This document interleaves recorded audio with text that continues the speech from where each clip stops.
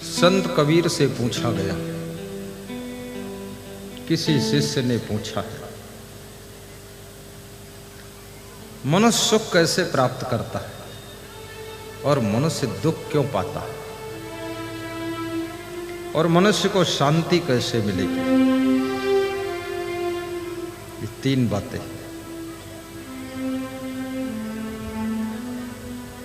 सुख चाहते तो सभी, लेकिन ज्यादातर लोग दुख भोगते हैं। चाहत सुख दुख संग न छाड़ा। कबीर साहब कहते हैं, सुख चाहते तो हैं नर नारी सभी, परंतु दुख उनका संग छोड़ता नहीं। और मजे की बात यह है कि जहां जहां सुख दिखाई देता है, जब तुम वहां वहां मन को लगाते हो तो वहां से भी दुख निकल कर आता है। ये संसार में बड़ा भ्रम है। भ्रम भ्रम कबीरा फिरे उदास। जहां दुख भरा हुआ है वहां भी सुख दिखाई देता है। और सुख के लालच में वहां जब तुम डुबकी मारते हो तो दुख में गोता लगा लेते हो। क्योंकि मछली को यह पता नहीं है कि आटा के भीतर कांटा छुपा हुआ है। मछली मारने वाले लोग बरवा के कांटा में ऊपर से आटा चिपका देते हैं। जब मछली आटा को देखती है खुश हो जाती है। मछली सोचती है मेरे लिए कोई नाश्ता लेकर आया, बड़ा कोई दयालु है। मछली को आटा के भीतर छुपा हुआ कांटा दिख नहीं रहा और मछली उस आटा को खाने के लिए अपने मुंह में ज्यों ही खाने का प्रयास करती है, आटा खा भी नहीं पाती है तो इसके गलफड़ में कांटा चुभ जाता है। क्यों?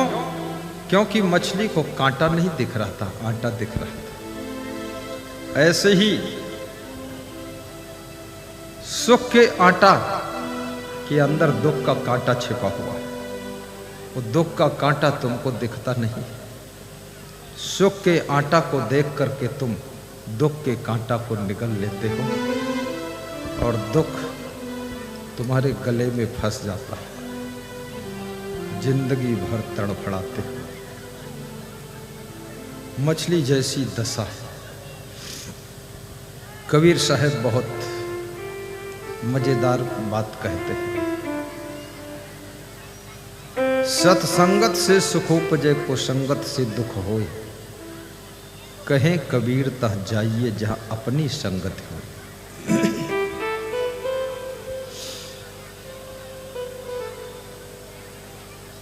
सत्संग से सुख मिलता है, कुसंग से दुख मिलता है। और कबीर कहते हैं वहां जाओ जहां अपनी संगत है। अपनी संगत मतलब जहां अपनी आत्मा को चैन मिलती है, शांति मिलती है, उस संगत में बैठो। सत्संग सुख है, कुसंग दुख है, असंग स्थिति शांति की स्थिति है, मुक्ति की दशा है। असंग होना बहुत कठिन है। असंग का मतलब है अनासक्त हो जाना। रहते तो हैं लेकिन कमल जैसे रहते हैं, अब कहीं चिपकाव नहीं। किलगिंग खत्म हो चुकी है। कमल जल में रहता है लेकिन कमल का फूल जल से बिलग रहता है। ऐसे ही परिवार में रहते तो हैं लेकिन परिवार के मोह के कीचड़ से और माया के जल से मन रूपी कमल अलग हो चुका है। और याद रखना, धान तब तक कूटा जाता है जब तक चावल उसमें से अलग नहीं हो जाता है, तब तक मूसल चलते रहते हैं। अब जब कृपया यहां कोई महिलाएं बैठे ना, यहां से जल्दी हटाइए, कोई समझौता नहीं, यहां से जल्दी हटा दीजिए। कार्यकर्ता थोड़ा प्रेम पूर्वक माताओं को रास्ता बताए। माताएं रास्ता देखती नहीं किधर जाना है, जहां जगह पाती वहीं बैठ जाती, दूसरों का रास्ता बंद कर, जल्दी निकालो जल्दी, नहीं सत्संग गड़बड़ा जाएगा। यहां मत बैठो, चलो। पंडाल छोटा है, पीछे और बढ़ाना पड़ेगा। श्रद्धा आस्था बड़ी है, व्यवस्था छोटी हो गई। ताली बजाइए, बिहार की जय जयकार।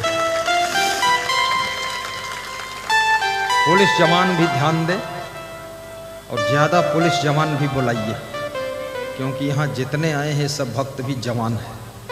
जवान को पुलिस जवान ही कंट्रोल कर सकता है। चलिए, रास्ता जाम मत करो, हल्ला ना मचाए महिलाएं, नहीं सत्संग हो नहीं पाएगा। चुप रहो, बोलो मत, कोई बोलना नहीं है। माता बहन ध्यान दो इधर, चुपचाप रहो, सेटिंग मत करो। जहां लोग बताएं वहां चली जाओ, बैठो जाकर, चले जाओ चले जाओ।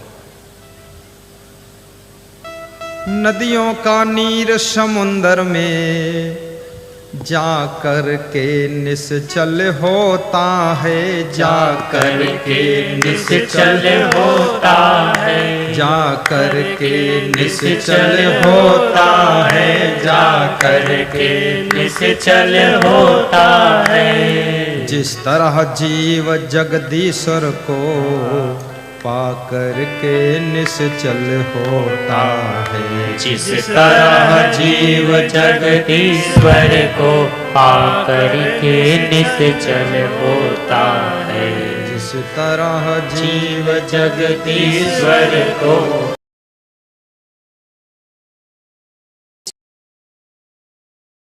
जीव जगदीश्वर को पाकर के निश्चल होता है।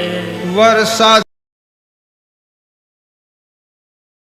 सर में अन्न नहीं होता, वो सर में अन्न नहीं होता, वो सर में अन्न नहीं होता, वो सर में अन्न नहीं होता, वो सर में अन्न नहीं होता, वो सर में अन्न नहीं होता, वो सर में अन्न नहीं होता। ऐसे ही सच्चे संतों में अवगुण उत्पन्न नहीं होता, ऐसे ही सच्चे संतों में अवगुण उत्पन्न नहीं होता, ऐसे ही सच्चे संतों में अवगुण उत्पन्न नहीं होता, ऐसे ही सच्चे संतों में अवगुण उत्पन्न नहीं होता।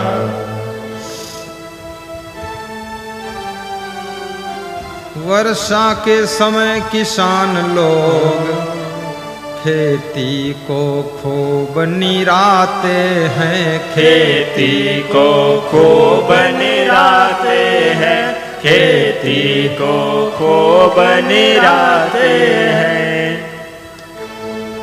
ये सच्चे बुद्धिमान दुर्व्यसन दुर्गुण को हटाते हैं, ऐसे ही सज्जन बुद्धिमान दुर्व्यसन दुर्गुण को हटाते हैं, ऐसे ही सज्जन बुद्धिमान दुर्व्यसन दुर्गुण को हटाते हैं।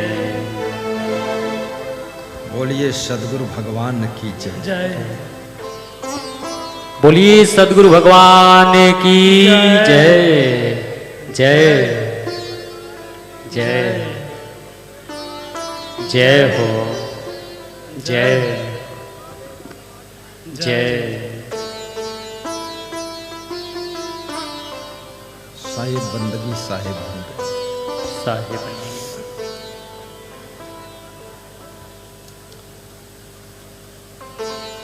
संत कबीर कहते हैं, जो लोग सुख चाहते हैं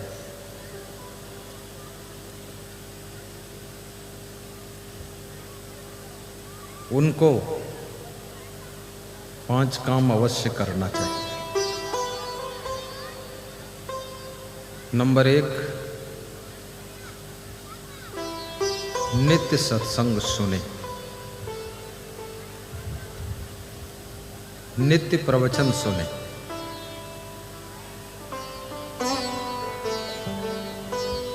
मोबाइल के यूट्यूब से सुने, टीवी में सुने, डायरेक्ट कहीं गुरु जी आ रहे हैं तो वहां जाकर सुने, लेकिन नित्य कम से कम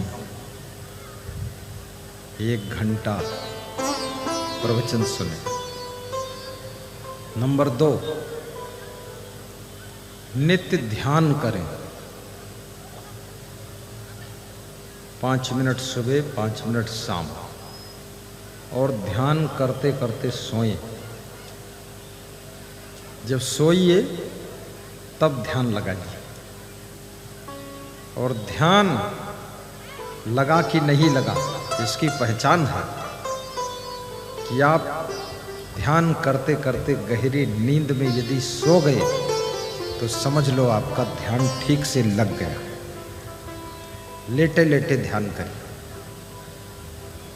बैठे बैठे ध्यान करने से घुटनों में दर्द, कमर में दर्द, रीढ़ में दर्द, यहाँ दर्द, लेट जाइए और मच्छरदानी लगा कर ध्यान कीजिए, क्योंकि ध्यान में मच्छर काट लेगा तो ध्यान मच्छर में चला जाएगा।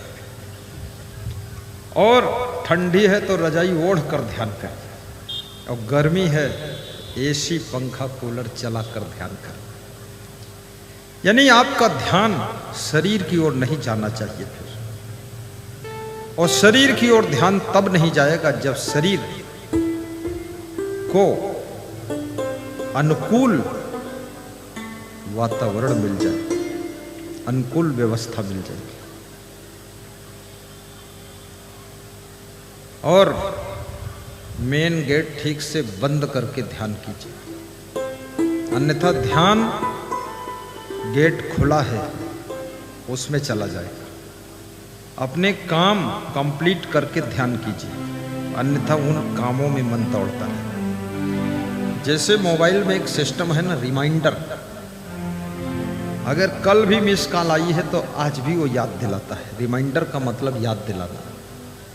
ऐसे तुम्हारे पास जो मन है रिमाइंडर, जो काम तुम्हारा अधूरा है, बिगड़ने वाला है, कुछ संदेह है, तो इसको मन रिमाइंडर याद दिला देता है कि कृपया। इसलिए जब ये सब व्यवस्था बन जाए, और ध्यान के लिए स्वस्थ भी रहिए, और तुम्हारे पेट में दर्द, सिर में दर्द, दांत में दर्द, आंख में दर्द, तो ध्यान तो दर्द में रहेगा। ध्यान आत्मा परमात्मा का कहां होगा? इसलिए स्वस्थ रहना भी जरूरी है। और स्वस्थ रहने के लिए क्या करना जरूरी है? जो कर रहे हो वही ठीक है। थोड़ा भोजन चबा चबा कर खाइए, थोड़ा कम खाइए, पानी पर्याप्त पीजिए, और दिन में 2-4 बार हंसिए, प्रसन्न रहिए, चिंता मत कीजिए। जो आपके शरीर को सूट करता है वो चीज खाइए, स्वाद के लिए मत खाइए। 40 साल की उम्र के बाद तेल और घी में डूबी हुई चीजें नहीं खाना चाहिए। 40 साल की उम्र के बाद 50 साल के हो जाओ, बंद करो। मीठा हाफ कर देना चाहिए। 70 के ऊपर मीठा बिल्कुल कम करना चाहिए, बहुत कम। लेकिन 70 साल के ऊपर मीठा बोलना ज़्यादा चाहिए, मीठा खाना कम चाहिए। स्वीट वाणी, जब बोलो तो ऐसे लगे रसगुल्ला निकल रहे।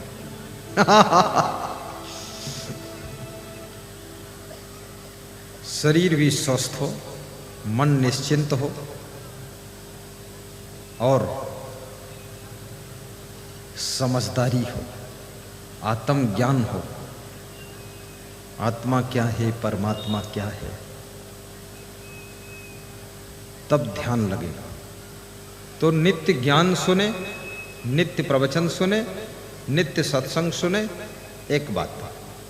दूसरी बात है सुख शांति और उन्नति के लिए नित्य ध्यान करें। किसका ध्यान करें?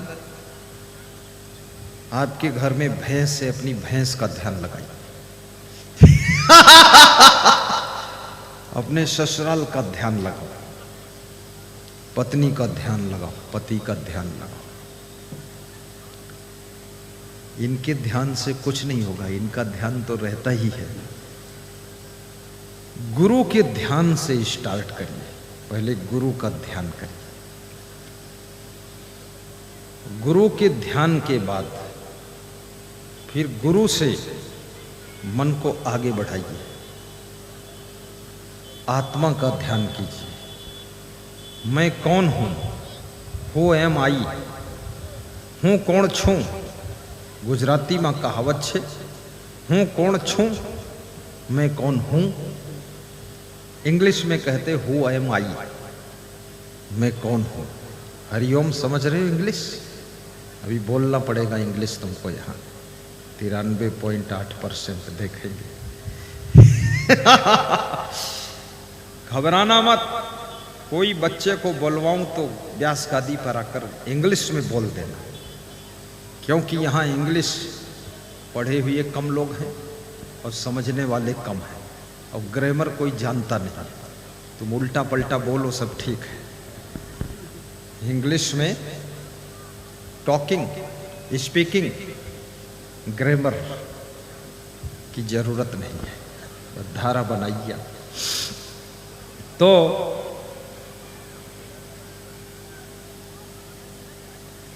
क्या बता रहा था मैं?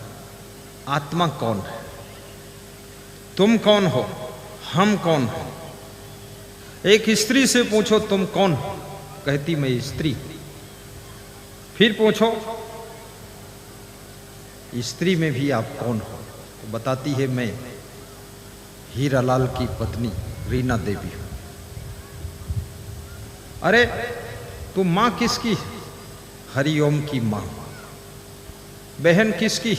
वो मास्टर साहब की बहन। ये परिचय सांसारिक परिचय है, ये परिचय शरीर का परिचय है। लेकिन इस आत्मा का ये परिचय नहीं है। ये आत्मा कौन है? ये आत्मा आत्मा है। आत्मा कौन है? आत्मा आत्मा है, और कौन है? जैसे लोग बोले कि रसगुल्ला कौन है? रसगुल्ला रसगुल्ला है, और कौन है? आत्मा आत्मा है। तो आत्मा का स्वरूप क्या है? आत्मा का स्वरूप क्या है?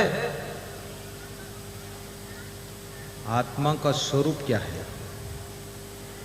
आत्मा का स्वरूप है, आत्मा अजर है, अमर है, अविनाशी है।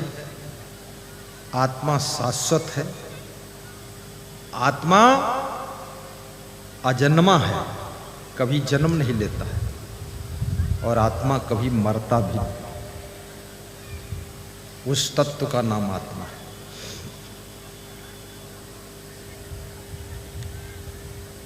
भगवान कृष्ण ने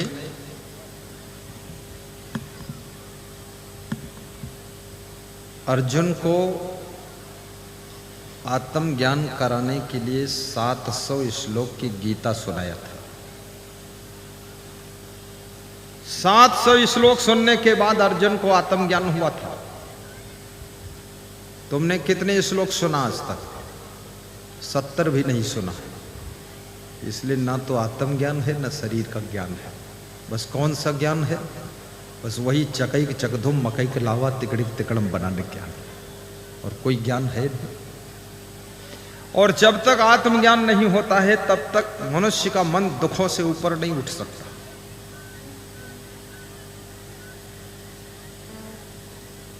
एक बहुत बड़ा डॉक्टर था, उसका कुत्ता मर गया, द्वार पर बैठा रो रहा था। उसके पिता का फोन आया, क्या हाल, ठीक है?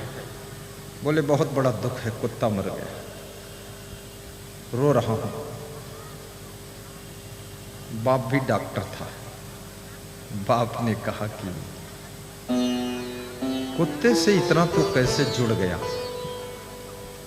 बोले बचपन से कुत्ता मेरे साथ रहता था, आज मर गया, इसलिए बहुत दुख लगा। अज्ञान से भरा हुआ डॉक्टर भी किसी की मृत्यु में भों भों रोता है। अज्ञान से भरा हुआ चित्त जिस महिला का है, वो महिला तड़प तड़प कर रोती है। और याद रखना, इस लोक का नाम मृत्युलोक है। इसे मृत्युलोक कहते कि नहीं कहते? ये अमरलोक नहीं। यहां जिसने जिसने जन्म लिया है उसकी मृत्यु क्रमशः हो रही है। आया है सो जाएगा, यही जगत व्यवहार।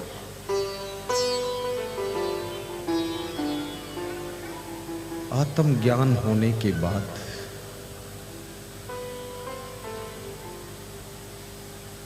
मैं अमर आत्मा हूं, मैं अविनाशी आत्मा हूं, मैं शरीर नहीं हूं। शरीर जड़ तत्वों से बना हुआ पुतला है। ये नश्वर शरीर है।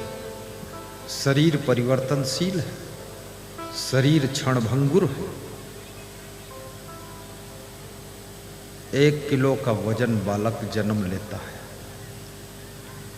धीरे धीरे बदलते बदलते वो 80 किलो का वजन हो जाता है, बढ़ते बढ़ते।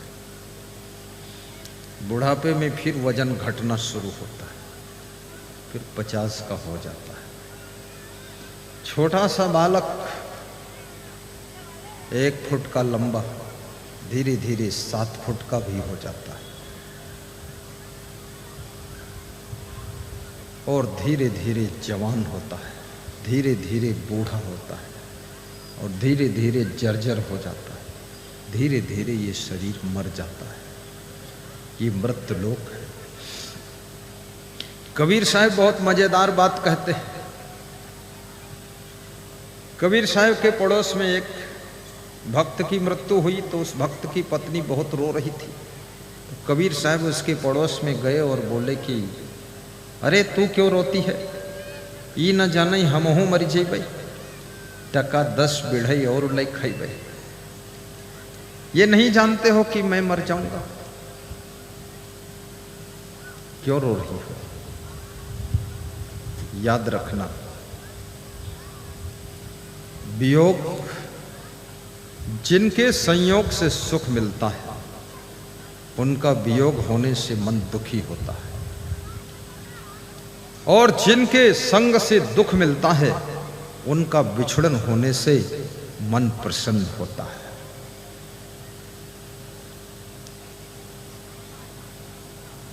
एक पुरुष की पत्नी मर गई।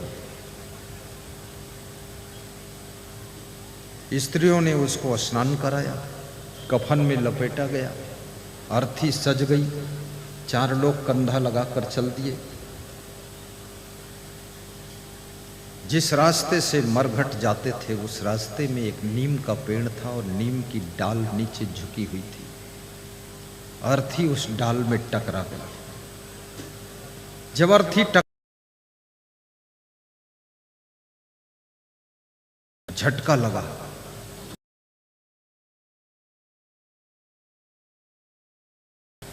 और बोलने लगी, और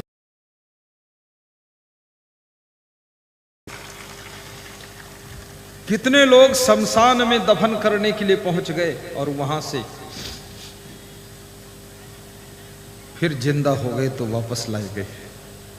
इसलिए कोई मर जाए बहुत जल्दी दफन मत करना, कम से कम 24 घंटे 18 घंटे, या डॉक्टर से थोड़ा चेक करा लेना पूरा मरा है कि आधा मरा, थोड़ा रुके रहना, हो सकता है फिर प्राण वापस आ जाए और आपका सहारा फिर से मिल जाए आपको। और वो स्त्री की अर्थी को नीचे रखा गया, कफन की गांठें खोली गई, उठकर बैठ गई और अपने आप पैदल चलकर घर को आई और 10 साल तक जीवित रही। 10 साल के बाद वो मरी। देखो ये खेल है।